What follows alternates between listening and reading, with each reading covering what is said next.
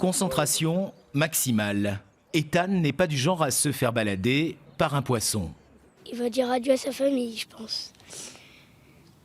Parce qu'il va être tout mon ventre après. T'aimes le poisson? Ouais, surtout la truite. Mais le pêcheur de 7 ans ne sortira pas la truite espérée. Oh non.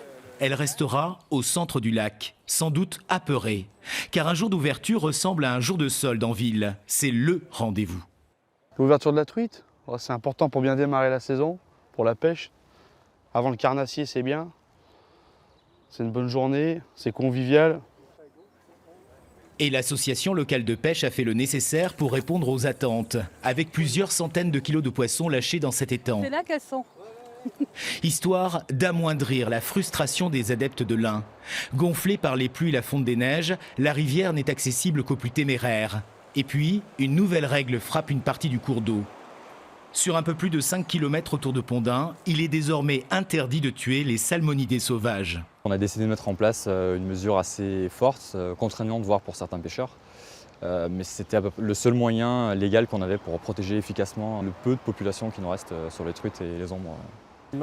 Pour informer les pêcheurs de cette mesure, les gardes sont de sortie. Plus question d'avoir un hameçon fatal pour le poisson. Ici, seul compte l'attente et le plaisir du geste.